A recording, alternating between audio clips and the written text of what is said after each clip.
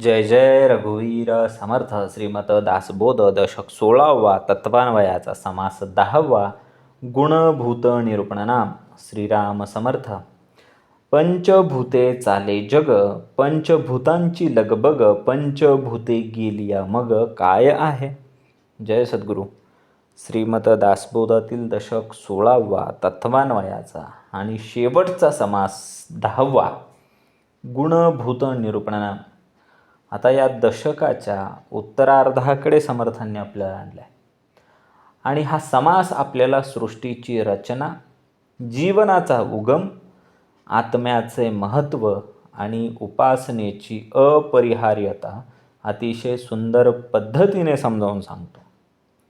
समर्थ आपल्याला सांगतात की जग हे पंचमहाभूतांवरती चालतं. पृथ्वी, आप, तेज, वायू, आकाश या पाचही भूतांपेक्षा, पंचमहाभूतांपेक्षा सूक्ष्म, श्रेष्ठ आणि खरं भूत म्हणजे अंतरात्मा. पंचमहाभूतांमुळे देह तयार झाला, त्रिगुणांमुळे मन घडलं, पण आत्म्यामुळेच आम्हाला जीवन मिळालेलं आहे. मग पंचमहाभूत आणि त्रिगुण वेगळी आहेत का? तर नाही. पंचमहाभूत आणि त्रिगुण वेगळे नाहीत. जिथे भूत आहे तिथे गुण आहे. शरीर हे भूतांचेच रूप आहे आणि स्वभाव हा गुणांचा परिणाम आहे. पण या सगळ्यामध्ये जे अधिष्ठान आहे ते आत्मा आहे. आत्म्याशिवाय पंचमहाभूत म्हणजे निर्जीव, त्रिगुण निष्प्रभ, त्यांचं काही चालणार नाही आणि देह केवळ मृत वस्तू ठरेल. म्हणून आत्मा हे अधिष्ठान सांगितलं. समर्थ पुढे सांगतात की आत्म्याच्या शक्तीतूनच वायू, वायूपासून अग्नी, अग्नीपासून जीवनाचा विस्तार झाला. सूर्य, अग्नी, वायू यांच्या सहाय्याने पृथ्वीवरती जीवन टिकलेलं आहे. सूर्यच नसता तर पृथ्वी पूर्णपणे गोठून गेली असती. अग्नी नसता तर उष्णता नष्ट झाली असती. वायू नसता तर श्वास थांबला असता.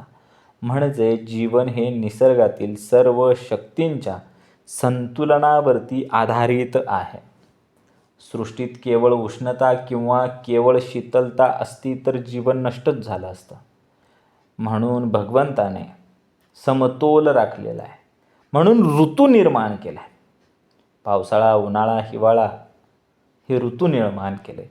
दिवसाचे सुद्धा भाग निर्माण केले. सकाळ, दुपार, संध्याकाळ तयार केली.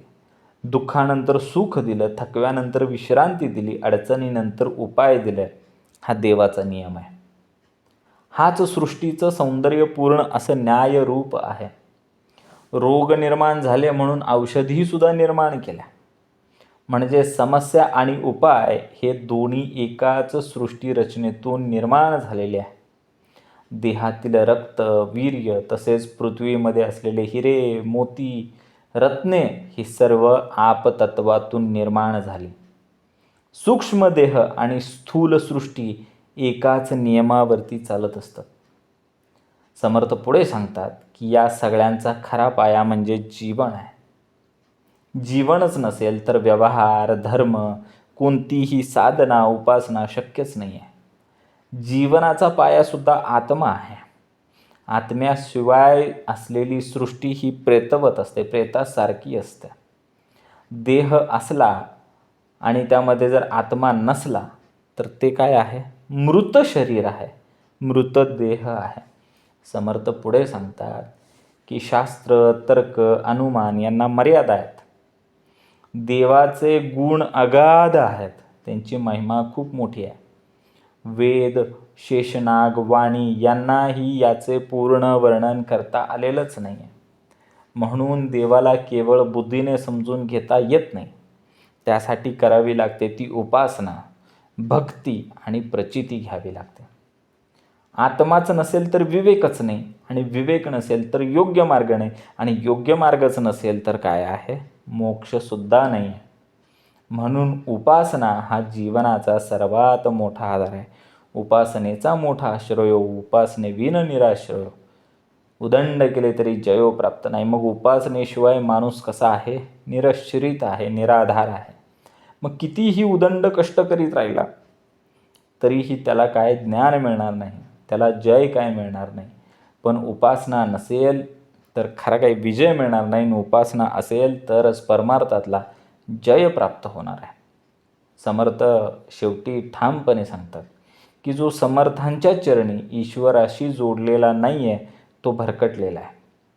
म्हणून उठता बसता चालता फिरता नामस्मरण करावे, भजन करावे. आणि भजन हेच साधन आहे.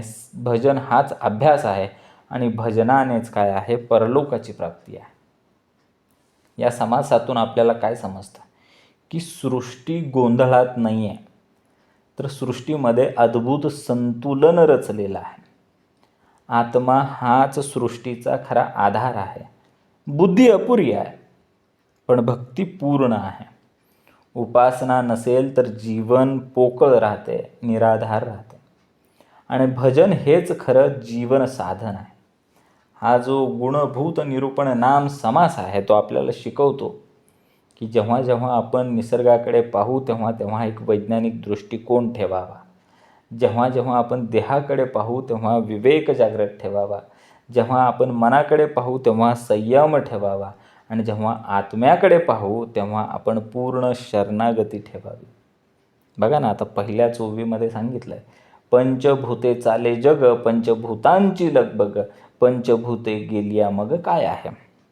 मग श्रोता वक्त्यास प्रश्न करतो, पंचमहाभूतांनी जग चालते.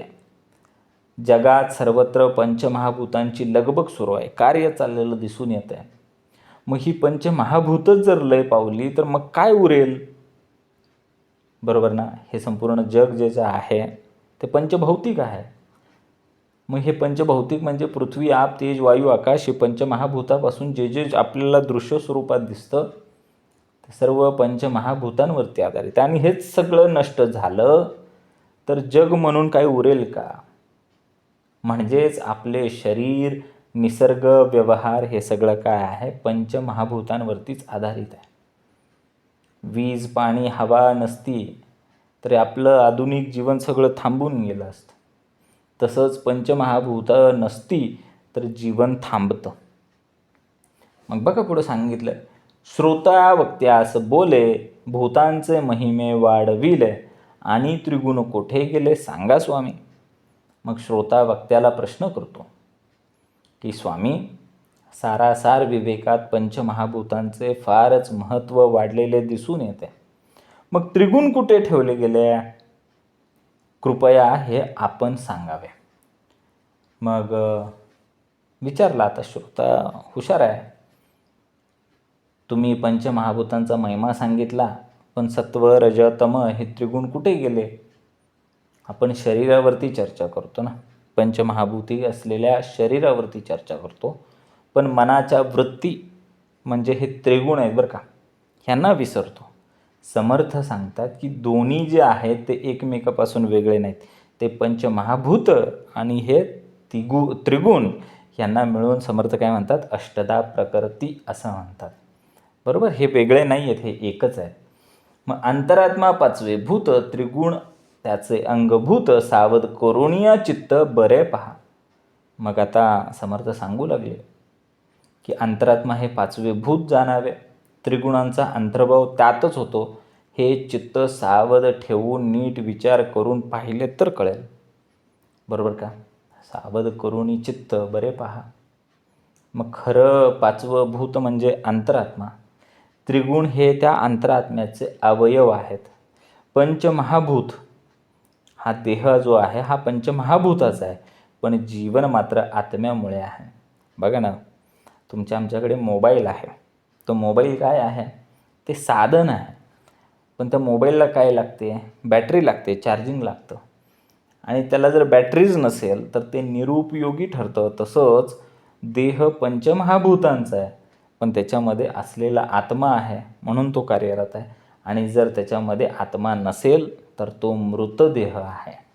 बघा, भूत म्हणजे जितुके झाले, त्रिगुण जाळ्यात आले, इतुकेन मूळ खंडिले आशंकेचे. मग भूत ह्या अर्थातच जितके झाले तेवढे भूतेच होय.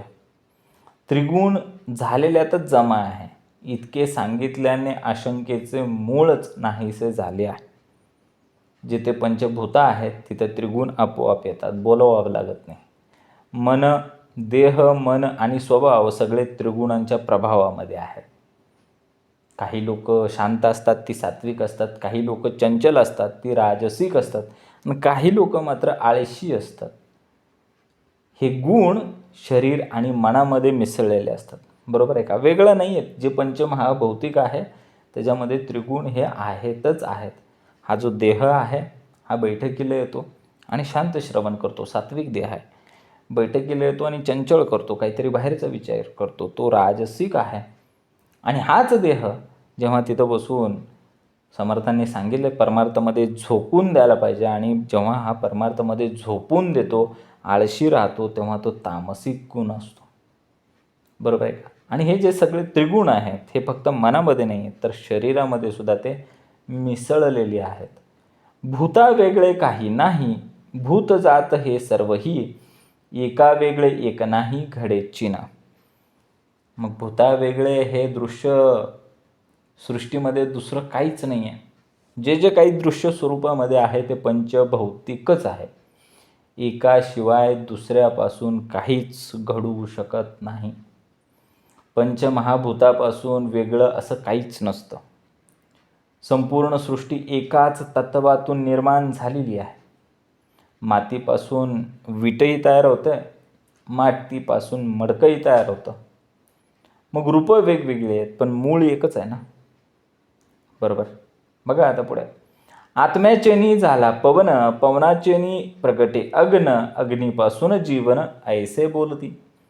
मग ह्या आत्म्यापासून वायू झाला, वायूपासून अग्नी झाला, अग्नीपासून पाणी झालं. अग्नीपासून जीवन ना, अग्नीपासून जीवन ऐसे बोलती.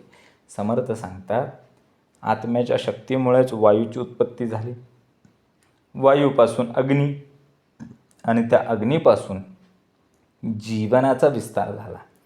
म्हणजे आत्मा हे मूळ कारण आहे आणि पंचभूत ही त्याची कार्यरूपी आहेत. बरोबर आहे का? आपल्या घरामध्ये खांबावरून घरापर्यंत जी वीज येते, लाईट येते, आणि त्याच्यावरती काय होतं, विजेमुळं त्या पंखा फिरतो, टी व्ही चालतो, वॉशिंग मशीन चालतं, फ्रीज चालतं, मग सगळं होतं ना. ह्याचा परिणाम एकच आहे, मूळ एकच आहे, परिणाम वेगवेगळे आहेत. पंख्यामुळं हवा लागते, फ्रीजमुळे पाणी थंड होतं, वॉशिंग मशीनमुळे कपडे धुतली जातात. पण ह्याचं जे मूळ आहे, ती वीज जी आहे खांबावरून आलेली, ती एकच आहे. परिणाम वेगवेगळा आहे, व्होल्टेज प्रत्येकाला वेगवेगळं दिलं. तसंच आत्मा एकच आहे. मग पंचमहाभूत, आत्म्यापासून पंचमहाभूत आणि पंचमहाभूतापासून जीवन आहे. बघा आता पुढे सांगितलं आहे जीवन कसं आहे. जीवन अवघे डबाबिले, ते रवी मंडळी आळले, वनी वायोचेन झाले भूमंडळ. मग जिकडं तिकडं अवघे पाणीच डबडबून भरलेलं दिसतं. ते सूर्यामुळं आळलं आणि अग्नी आणि वायू यांच्या साह्यानं भूमंडळ म्हणजे पृथ्वी निर्माण झाली. संपूर्ण जीवन हे सूर्याशी जोडलेलं आहे, अखंड जोडलेलं आहे. सूर्यामुळेच अग्नी आहे, वायू आहे आणि पृथ्वीचा समतोल टिकून आहे. आणि सूर्यच नसेल तर जीवन कसे असेल? जीवन नसणारच आहे. बघा ना, आपण शेती करतो, पाऊस पडतो, तापमान नियंत्रित राहतं, अन्न तयार होतं, ऑक्सिजन मिळतं, हे सगळं सूर्यांमुळेच होतं आहे ना. सूर्य जर थांबला तर पृथ्वी ही मृत होईल, मरून जाईल. बरोबर आहे का? आम्ही जे अन्न खातो आहे त्याच्यासाठी लागणारा सूर्यप्रकाश, प्रकाश संश्लेषण होतं आहे ते सूर्यामुळं, फोटोसिंथेसिस होतं आहे. आणि पृथ्वी काय करते, 23.5 डिग्रीमध्ये थोडीशी कलते आहे, त्यातून उत्तरायण होतं आहे, त्यातून दक्षिणायन होते. त्यामुळं काय होतं आहे, तापमानाचं संतुलन राहतं आहे. त्याच्यामुळे जीवन शक्य आहे. बघा आता पुढे सांगितलं आहे, वनी वायू रवी नसता, तरी होते उदंड शीतळता, ते शीतळतेमध्ये उष्णता येणे न्याय. वायू, अग्नी, सूर्य हे कुणीच नसतं, तर फक्त आणि फक्त शीतलताच असते. उदंड शीतल असतं, थंड थंड थंड, आणि त्याच्यामुळं शीतलतेमध्ये उष्णता निर्माण झाली. बरोबर. कोणामुळे? वायूमुळे, अग्नीमुळे, सूर्यामुळे ही शीतलता काय झाली, कमी झाली आणि उष्णता निर्माण झाली. समर्थ सांगतात की जर अग्नी, वायू, सूर्य नसते तर फक्त आणि फक्त शीतळता म्हणजे थंडपणा, शीतलपणाच असता. पण त्या थंडीतही उष्णतेचा अंश आहे. कोणामुळे? सूर्यामुळे. थंडीमध्ये बघा ना, सकाळी भरपूर थंडी पडलेली असते, धुकं पडलेलं असतं. मग हळूहळू सूर्य वर येतो, तशी तशी उष्णता आपल्याला दिवसभर टिकून राहते. आणि मग हा जो समतोल आहे हा निसर्गाचा नियम आहे. फ्रीजमध्ये थोडी उष्णता असतेच की, आणि उन्हाळ्यामध्ये उन्हातही थोडी थंडी जाणवतेच की. अतिशय टोकाचं कधी नसतंच, समतोल असतं. अगदी विरुद्ध टोकाला गेलं असं असतं का? अगदी उन्हाळ्यामध्ये सुद्धा पहाटे पहाटे थंडी वाजते बघा, थोडंसं गारवा असतो. आणि थंडीच्या दिवसामध्ये सुद्धा दुपारी थोडंसं उकडायला होतं, थोडंसं गरम व्हायला लागतं. दोन्ही टोकं कधी नसतात, समतोल ठेवलेला आहे. तो निसर्गाचा नियम आहे. अवघे वर्मासी वर्म केले, तरी एवढे फाफावले, देह मात्र तितुके झाले वर्मा करिता. एका भूताच्या वर्मानेच दुसऱ्या भूताच्या वर्मावरती मात केलेली आहे. सर्व काही अशाच प्रकारे पुढे विस्तारत गेलं. या पंचमहाभूतांच्या समन्वयामुळेच देह मात्र तितुके झाले. देह टिकून राहिला, समतोल आहे व्यवस्थित. म्हणून जर सृष्टीमध्ये केवळ उष्णता असती किंवा शीतलता असती तर सृष्टी वाढलीच नसती, जीवन तयार झालंच नसतं. हा सगळा जो विस्तार झालेला आहे तो समतोलामुळे आहे. बघा ना, आपण फक्त कामच करत राहिलो, बाकी काही करायचंच नाही, नुसतं काम करायचं. शक्य आहे का? काम केलं की थकवा येतो. बरं, मग आता थकवा आला, मग आपण विश्रांती घेतली. आता फक्त विश्रांतीच घेतली आणि कष्टच केलं नाही, कामच केलं नाही, काय होणार? प्रगती होणार नाही. त्याच्यामुळे समर्थ म्हणतात की जो आपला कामाचा वेळ आहे, जो कर्म करण्याचा वेळ आहे, तेव्हा कर्मच करावीत. संध्याकाळी मात्र आवर्जून विश्रांती घ्यावी, देहाला थकवा आलेला असतो. दोन्ही हवं, समतोल हवा. समर्थांना समतोल अभिप्रेत आहे. अवघे शीतळची असते, तरी प्राणी मात्र मरून जाते. अवघ्या उष्णेची न करपते, सकळ काही. मग सगळीकडे शीतलताच असती तर सगळे प्राणी मरून गेले असते, आणि नुसती उष्णताच असती तर सगळं करपून गेलं असतं, जळून गेलं असतं. मग फक्त थंडी असती तर मरून जाते, आणि उष्णता असली तर जळून जात आहे. मग भगवंतानी काय केले? दोन्हीचा समन्वय साधलेला आहे, संतुलन ठेवलेलं आहे, समतोल ठेवलेला आहे. जसा जास्त राग आला की सगळं नष्ट होऊन जातं, तशी जास्त अशांतता आपल्याला काय करते? आळशी बनवते. मध्यम मार्गच जीवन टिकवतो तुमचं आमचं. सृष्टी ही समतोलावर चालते. आत्मा हा मूळ आहे आणि पंचमहाभूत हे साधन आहे. आणि समतोल हा देवाचा सर्वोत्तम नियम आहे. बघा, भूमंडळ आळून गोठले, ते रवी किरणे वाळून गेले, मग सहजची देवे रचिले उपायासे. भूमंडळ आळून गोठले, ते रवी किरणांनी वाळले, तेव्हा सहजच देवाने उपाय केला. पृथ्वी थंड झाली, गोठली, कोरडी पडली, तेव्हा सूर्यकिरणांनी तिला तापवलं. पुन्हा जीवनाला जीवन योग्य बनवली ही पृथ्वी. म्हणजे देव सृष्टीत अडचण निर्माण करून थांबत नाही, तर त्याच्यावरती काय करतो? उपायसुद्धा त्याने ठेवलेले आहेत. बघा ना, तुमच्या आमच्या आयुष्यामध्ये अनेक अशी संकट येतात. पण जेव्हा जेव्हा संकट येतात तेव्हा तेव्हा सद्गुरू काय करतात? योग्य वेळी त्या संकटातून बाहेर काढतात, किंवा त्या संकटातून बाहेर येण्याचे मार्ग उघडत असतात. आपण फक्त तो पाहण्या इतकी जागरूकता ठेवली पाहिजे, विवेक पाहिजे ना. संकट आहे म्हणजे ते संकट अंतिम आहे का? नाही, त्या संकटावरती उपायसुद्धा आहे. हेही दिवस निघून जातील. बघा, आता पुढे सांगितलंय, मनोनी केला पर्जन्य काळ, थंड झाले भूमंडळ, पुढे उष्ण आणि शीतळ, शीतकाळ जाणावा. त्यांनी पर्जन्य काळ उत्पन्न केला, त्यामुळे भूमंडळ थंड झाले, पुढं उष्ण काळ, पुढे शीतल, असा शीतकाळ केला. हे तुम्ही आम्ही जाणून घ्यायचं. शीतकाळ जाणावा, जाणीव पाहिजे. भगवंताने पावसाळा निर्माण केला, उष्णतेवर थंडावा, कोरडेपणावरती ओलावा, सृष्टीला पुनर्जन्म देण्यासाठी ही ऋतूंची निर्मिती केली, ऋतूंची व्यवस्थित रचना केली. बघा ना, तुमचं आमचं मन जेव्हा कोरडं होतं तेव्हा आपण भक्ती करतो, नामस्मरण करतो. कोरडं रखरखीत झालं आणि इथं श्री समर्थ बैठकीमध्ये आलं की या श्रवण मात्रेने अमृतधारा तुमच्या आमच्यावरती वर्षाव करीत असतात. तो खरा पर्जन्य काळ. तोच आपल्याला आतून बाहेरून जो काही कोरडापणा असतो, रखरखीतपणा असतो, तो सगळा काय करतो, पल्लवित करतो आणि पुन्हा आपण टवटवीत होऊन येतो की नाही. ही श्रवण मात्रा आहे, ही कशी आहे, अमृतधारा आहे.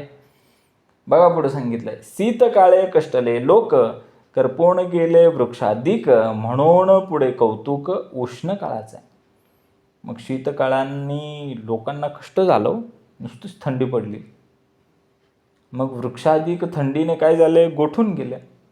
म्हणून देवाने पुढे उष्ण काळाचे कौतुक निर्माण केलं. हिवाळ्यामध्ये लोक, झाडं, प्राणी यांना प्रचंड त्रास होतो. म्हणून नंतर भगवंतांनी काय केलं, उष्णकाळ निर्माण केला. म्हणजे दुःखानंतर सुख दिलं, अंधारानंतर प्रकाश दिला, जाणीवेतून नेणीव सुद्धा दिली. बघा ना, तुमच्या आमच्या जीवनामध्ये अपयशानंतरचं यशच खरं आपल्याला मूल्य कळवून देतं. अपयश आलं म्हणजे अंतिम आहे का, नाही, यश येणारच आहे. आणि जेव्हा यश मिळतं तेव्हा त्या अपयशाचं मूल्य कळतं.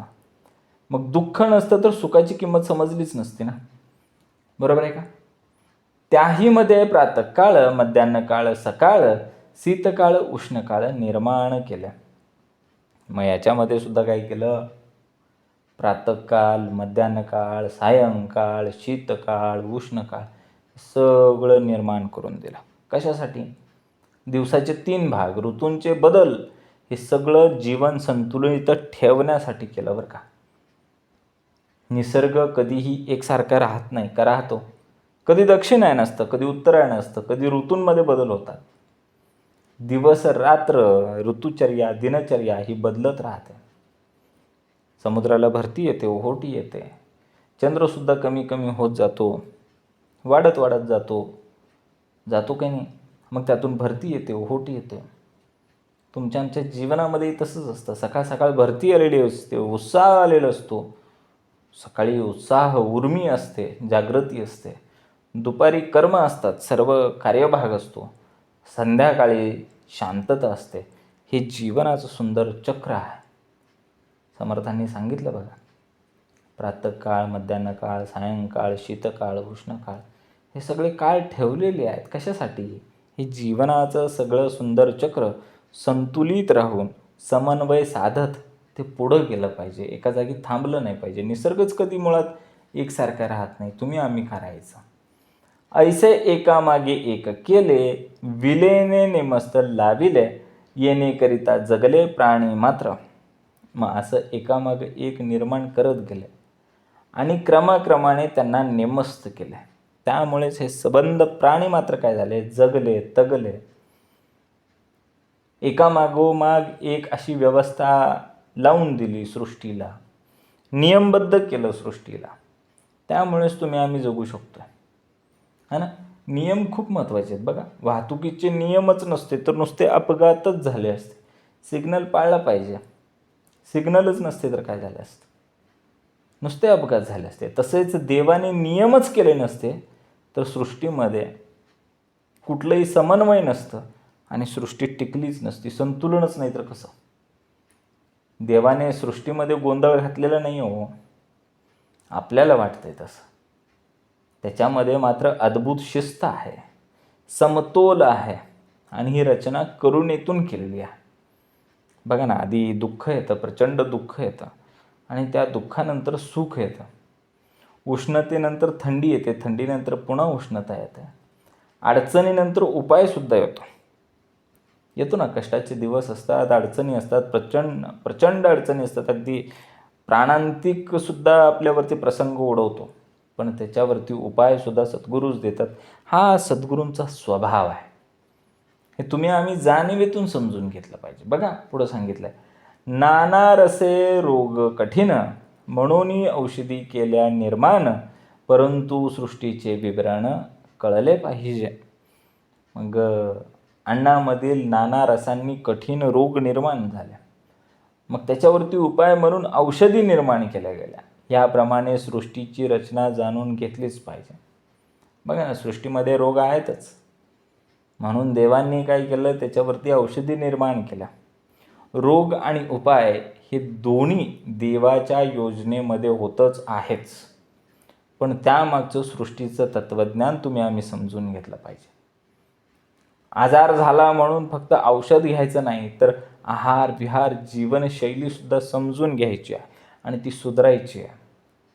रोग हा एक फक्त इशारा आहे, औषध हा त्याच्यावरती असलेला उपाय आहे. बरोबर आहे का? आला होता ना कोरोनासारखा महामारीचा काळ, कठीण, बरोबर ना? मग त्याच्यावरती औषधं निर्माण केले, लसीकरण झालं, पहिला डोस, दुसरा डोस घेतला ना आम्ही. मग आजार झाला, कोरोना झाला म्हणून आम्ही वॅक्सिन घेतलं, लसीकरण घेतलं, औषध घेतलं. त्याच्याबरोबर आता आहारामध्ये, विहारामध्ये, जीवनशैलीमध्ये, दिनचर्येमध्ये सुधारायचं असतं. तो इशारा देऊन गेला हो कोरोना आम्हाला. तो सुद्धा कदाचित म्हणेल मी पुन्हा येऊ शकतो. असे हे रोग, महाभयानक पॅन्डेमिक पुन्हा येऊ शकतात. तर तो फक्त एक इशारा होता, आम्ही आता सुधारायचं आहे, वेळ अजून गेलेली नाही. देहे रक्त रेत, त्या आपाचे होती दात, ऐसीच भूमंडळी प्रचित नाना रत्नांची. देहाचे मूळ रक्त आणि रेत, रेत म्हणजे वीर्य, हे आहेत. ते कसे होते? द्रवरूप होते, लिक्विड फॉर्ममध्ये होते. पण त्या आपापासून म्हणजे त्या पाण्यापासून देहामध्ये काय झालं? काठिण्य आलं. तेवढं काठिण्य आलं की जसं दातसुद्धा आहेत ना, ते बघा ना किती कठीण असतात.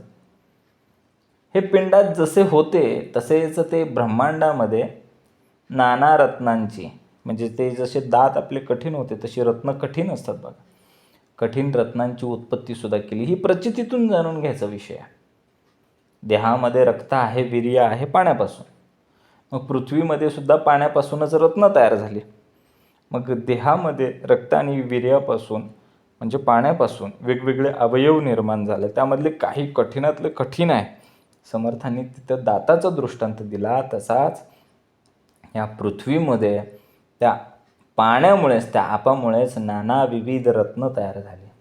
स्थूल आणि सूक्ष्म सृष्टी एकाच नियमावरती चालते. आपल्या शरीरात जे घडतं तेच निसर्गामध्ये सुद्धा मोठ्या प्रमाणावरती घडत असतं. आपण सुद्धा निसर्गाचाच एक अंश आहे.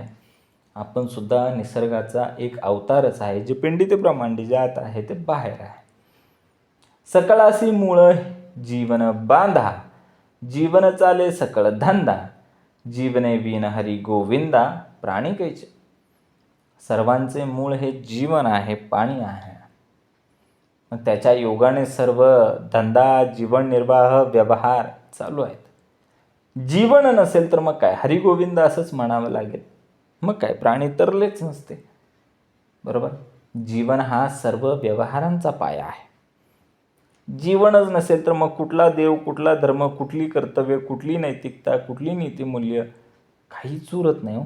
जीवनच नसेल तर काय? श्रीमंती आहे, ज्ञान आहे, भक्ती आहे, उपासना आहे, हे सगळं आहे. पण जीवन असेल तेव्हाच हे उपयोगी आहे, आणि जीवनच नसेल तर काहीच नाही. बघा आता पुढे सांगितलं समर्थांनी, जीवनाचे मुक्ता फळ, शुक्रासारखे सुढाळ, हिरे माणिके इंद्रे निळ, ते जळे झाले. मग पाण्यानेच मोती होतात आणि शुक्राच्या चांदणीसारखे ते तेजस्वी असतात. हिरे असतील, माणकं असतात, इंद्रनील, अशी रत्न ही कशातून निर्माण झाली? त्या जलामधूनच, त्या आपामधूनच निर्माण झालेली आहेत. बघा ना, माणसाचं वीर्य, पृथ्वीमधली असलेली नाना रत्ने, मोती, हिरे, हे सगळं आपतत्वातून निर्माण झालं. या पाण्याचा महिमा अपार आहे, अपार. पाणी नाही तर अन्न नाही, आणि अन्न नाही तर जीवन नाही. बघा आता हा महिमा कसा आहे. महिमा कोणाचा सांगावा, झाला कर्दमुचे अवघा, वेग वेगळू निवडावा कोण्या प्रकारे. पंचमहाभूतांचेच हे सर्व मिश्रण झालेले आहे. त्यामुळे त्यापैकी कोणाचा महिमा वर्णन करावा, त्यांना वेगवेगळे निवडावे, कोणत्या प्रकारे? बघा ना, सगळं शेवटी मातीतच जाणार आहे. मातीपासून देह निर्माण झाला, मातीपासून रत्न निर्माण झाली, मग अभिमान कसला? आज जे सोनं आहे ते उद्या राख आहे. अहंकार हा क्षण भंगूर आहे. रोग आहे, औषध आहे, देह आहेत, रत्न आहेत, जीवन आहे, मृत्यू आहे. हे सगळं एकाच परमशक्तीचं प्रगटीकरण आहे. म्हणून अहंकार सोडून कृतज्ञतेने जगावं. बघा पुढे सांगितलंय, परंतु बोलिले काही एक, मनास कळावया विवेक, जनामध्ये तर्किक लोक समजती आगवे. परंतु समजण्यासाठी मनाला विवेक करण्या सोपं जावं म्हणून काही एक बोलले. लोकात जे तर्किक असतील ते सर्व समजतील, त्यांच्याकडे तर्क आहे. समर्थ म्हणतात, हे जे काही सांगितलं आहे ते सर्वांना पूर्णपणे कळलंच असं नाही. कारण काही लोक तर्कबुद्धीने समजून घेतात, तर काही लोक अनुभूतीने समजून घेतात. तर्क मर्यादित राहतो, पण अनुभूती मात्र अनंत राहते. प्रेम म्हणजे काय हे पुस्तकातून वाचून समजत नाही, तर प्रेम काय असतं हे अनुभवातून कळतं. तसंच ईश्वर हा तर्काने कळत नाही. ईश्वर समजून घेण्यासाठी अनुभूती पाहिजे, अनुभूतीतून ईश्वर कळतो. बघा, अवघे समजले हे घडेना, शास्त्राशास्त्रांशी पडेना, अनुमाने निश्चय होयना काही एक. सर्व काही समजले असे कधी होतच नाही. शास्त्राशास्त्रांमध्ये कधीच एकमत होत नाही. आणि अनुमान करू लागले तरी काही एक निश्चित होत नाही. बरोबर आहे ना? संपूर्ण सृष्टीचं रहस्य कुणालाच पूर्णपणे कळलं आहे का?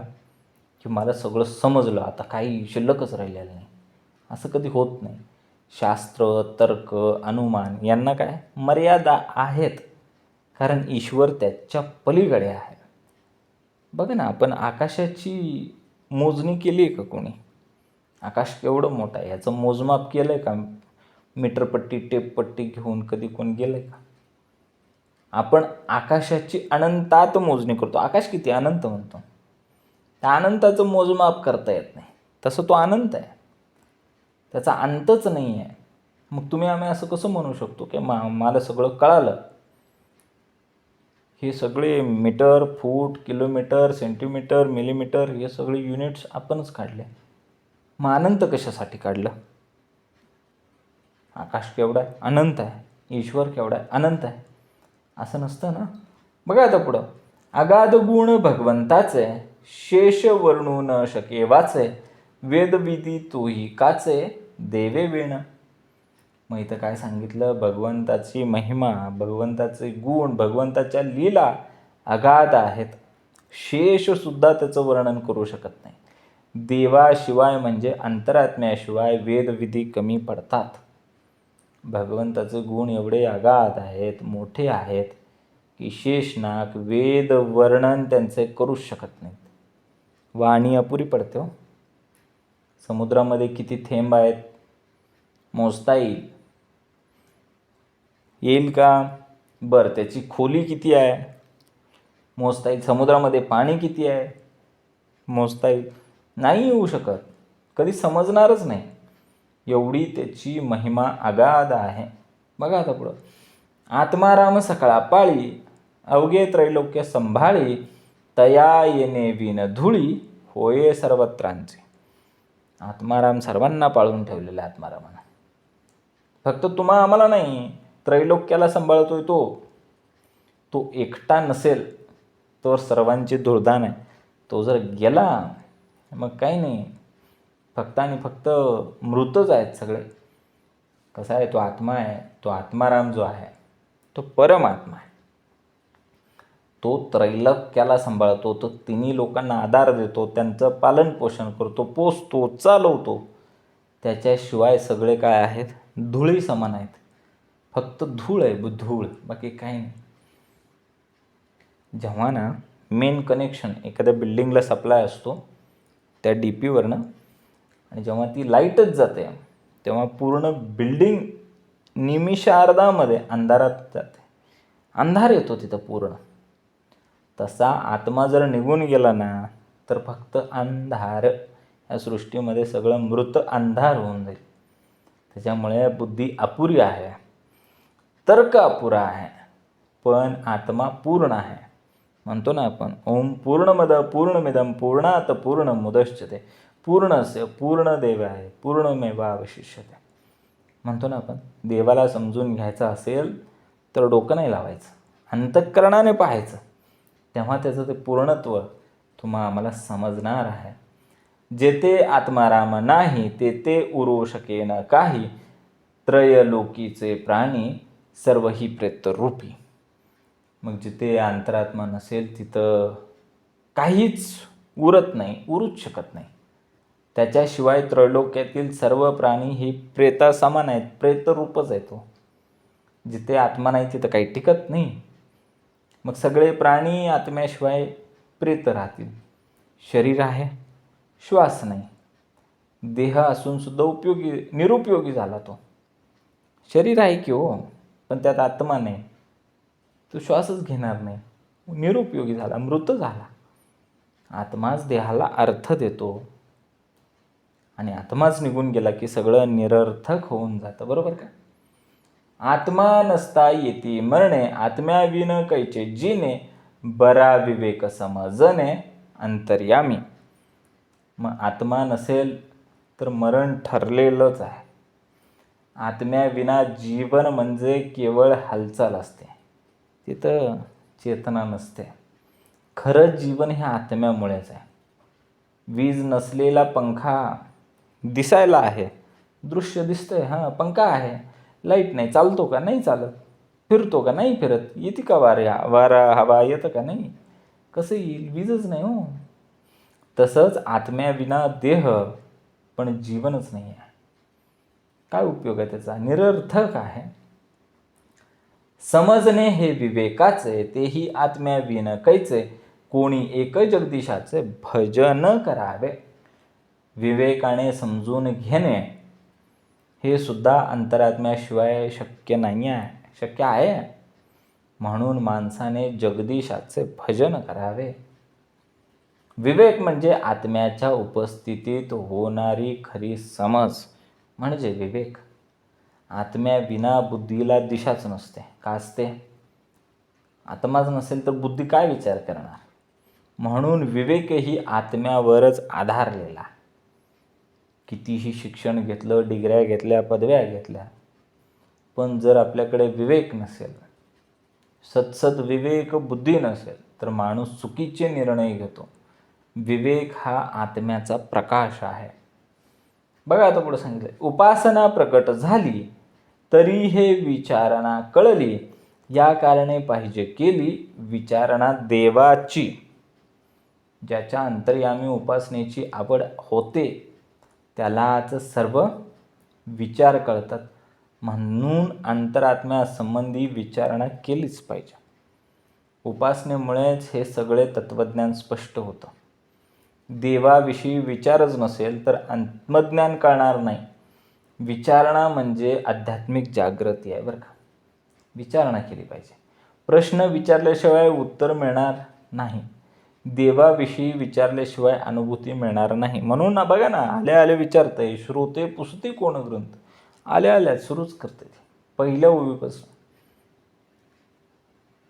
प्राप्ती काय आहे? विचारणा आहे.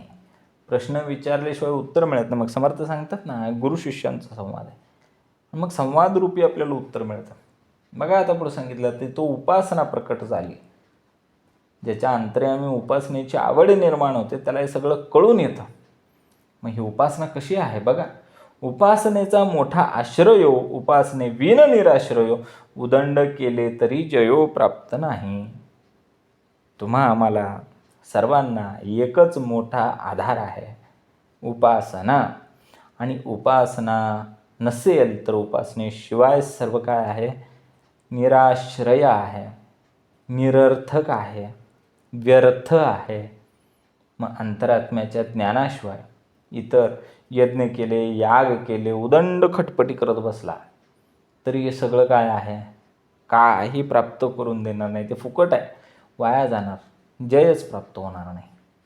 मग या संसार रूपी शत्रूला जिंकता येणारच नाही आपल्याला उपासनेशिवाय. मग उपासनेने सद्गुरूंची कृपा प्राप्त होते आणि सद्गुरूंच्या कृपेनेच कार्यभाग साधतो. म्हणून उपासना केली पाहिजे. म्हणून उपासनेचा मोठा आश्रय हो. उपासना हा तुमच्या आमच्या जीवनात असलेला सर्वोच्च मोठा आधार आहे. उपासनेच्या शिवाय मनाला आधार राहत नाही. मग कितीही कष्ट करा, उदंड केले तरी जय प्राप्त नाही. उपासना नसेल तर खरा विजय मिळत नाही. इमारत भली मोठी हो, पण पायाच मजबूत नाही, काय उपयोग? म्हणून उपासना हा काय आहे? तुमच्या आमच्या जीवनाचा पाय आहे, मुख्य आधार आहे. ते पिलर आहेत तुमच्या आमच्या जीवनाचे. बघा, समर्थांची नाही पाठी, त्यास भलताच कुटी, या कारणे उठा उठी भजन करावे. समर्थ ज्याच्या पाठीशी नाहीत, समर्थांचा पाठिंबा ज्याला नाही, समर्थांचा आश्रय ज्याला नाही, त्याला येऊन कुणीही कुठून काढेल? चांगला धपाटून काढतात. म्हणून उठता बसता सतत देवाचे भजन करावे. जो समर्थांच्या चरणाशी जोडलेला नाही तो जीवनात चुकीच्या मार्गावरती जातो, भरकटतो. म्हणून उठता बसता काय करायचं? उठाउठी भजनच करावे. GPS आहे ना, गुगल मॅप्स नसते तर प्रवासाच्या वाटा चुकल्या असत्या. मग तुमचं आमचं GPS कोण आहे? सद्गुरू आहेत. हे सद्गुरूंची कृपा झाली म्हणून तुमच्या आमच्या जीवनाला GPS मिळाला आणि मग आपण योग्य मार्गावरती मार्गक्रमण करत राहतोय. तो भक्ती मार्ग आम्हाला दाखवला आहे सद्गुरूंनी. म्हणून आपण योग्य मार्गाने, योग्य दिशेने, योग्य गतीने चाललो आहे. प्राणी पावे उत्तम गती. उत्तम गतीने आम्ही आता पुढं सरकतोय. बघा, भजन साधन अभ्यास येणे पाविजे परलोकास, दास म्हणे हा विश्वास धरिला पाहिजे. भजन, साधन आणि अभ्यास या 3 सूत्री सांगितल्या आहेत. या 3 गोष्टीमुळे परमार्थ साधला जातो. समर्थ म्हणतात की यावरती माणसाने, दासाने विश्वास हा धरलाच पाहिजे, ठेवलाच पाहिजे. भजन म्हणजे केवळ गुणगान नाही आहे, तर साधना, शिस्त आणि आत्मोन्नतीचा मार्ग आहे. या भजनाच्या अभ्यासानेच काय होतं? परलोकीची प्राप्ती होते. बघा ना, रोज थोडा थोडा व्यायाम केला की शरीर मजबूत होतं. तसं रोज थोडं थोडं भजन केल्याने आत्मा मजबूत होतो, आत्मज्ञान मिळायला सुरुवात होते. इथे श्रीदासबोधे गुरुशिष्य संवादे गुणभूत निरूपणनाम समास 10वा. जय जय रघुवीर समर्थ. ओम श्री गुरुदत्तात्रय श्रीपाद श्री वल्लभाय नमः. जय सद्गुरु.